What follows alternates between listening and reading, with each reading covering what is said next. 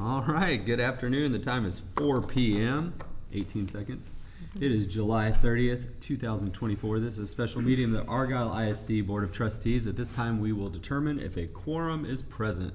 Leona McDade, present. Josh Western, present. Rich McDowell, present. Leanne Artho, present. Matt Slayton, present. Kurt Hawksworth, present. Sam Slayton, present. We do have a quorum established. All right, we will start this with the Pledge of Allegiance. You got it? Now that you've brought it up, maybe not. Rick, do you have words? We're good. I pledge allegiance to the flag of the United States of America and to the republic for which it stands, one nation, under God, indivisible, with liberty and justice for all. Honoring the Texas flag, I pledge allegiance to thee, Texas, one state, under God, one and indivisible. Oh, my goodness. All right, we do have one individual signed up for. Oh, we got prayer. I'm sorry. I'm sorry, Mr. Hawksworth. Go right ahead. Okay.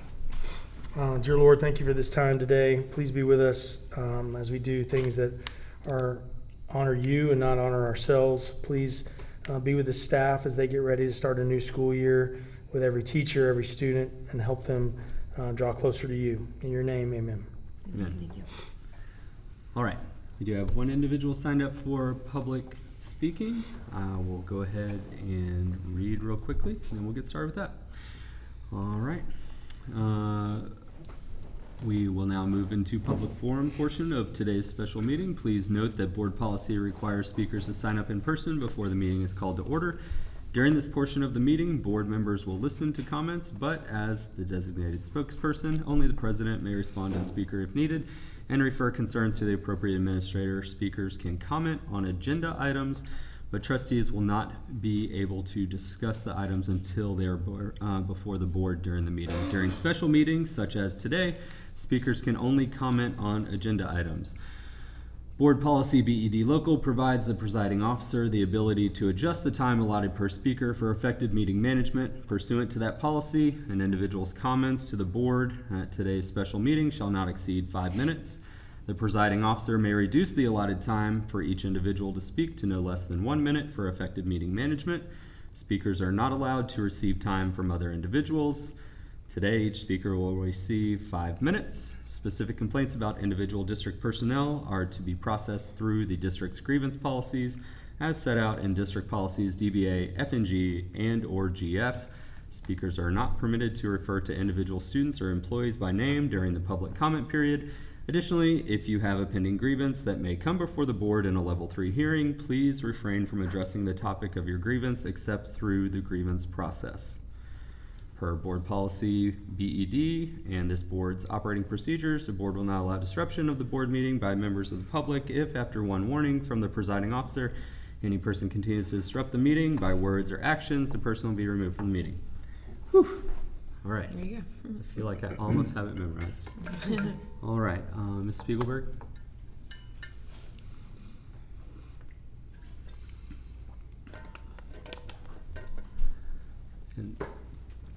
Good afternoon, and with this being a special meeting, only real property and legal counsel can be spoken about.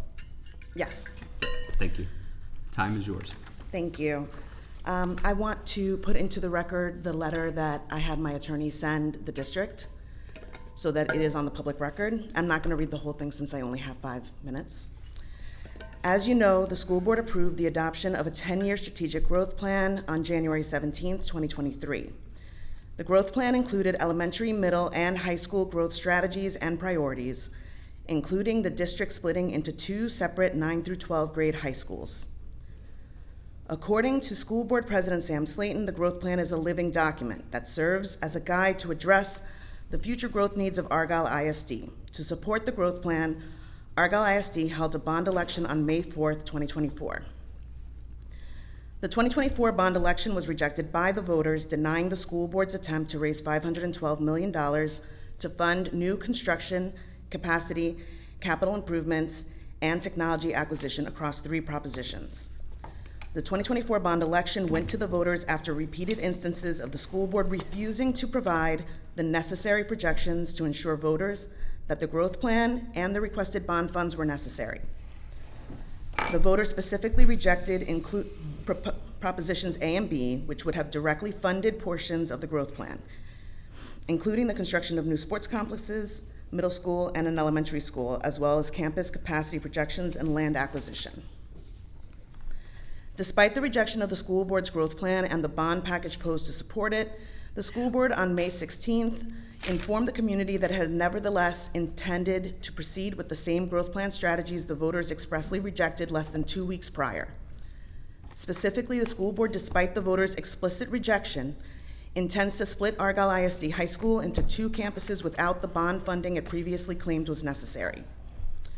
Instead of working to ensure the voters' mandate was followed, the school board has demonstrated its intent to circumvent the election by taking funds previously approved for other projects and programs to accomplish the school board's goal, not the voters, of splitting the high school. The main issue is that the school board is taking this action without providing the public with the information necessary on how it intends to accomplish such without negatively impacting existing budgets. To be clear, our client does not contend the school board is prohibited from initiating new efforts to accomplish its goals through future community outreach and bond packages. In fact, our client encourages the school board to do just that, engage the community in constructive dialogue, provide the necessary information for the community to measure the economic and educational impact of any proposals, and cooperate with the community to reach an agreeable resolution to support and protect the students, staff, and administrators of Argyle ISD. However, it seems clear from the school board's recent indications that it will disregard the voters' collective opinion. Following that is a list of things that I would like to see from the district. Our client has sincere concerns regarding the school board's non-compliance with the statutory and regulatory requirements under which it exists and operates, including but not limited to the apparent ignorance of Chapter 2 of the Texas State Board of Education operating rules and the misuse of executive sessions in violation of Texas Government Code Chapter 551. In conjunction with the Texas Public Information Act request above, please note that the mere fact that a document was discussed in an executive session does not make it confidential under the Texas Public Information Act.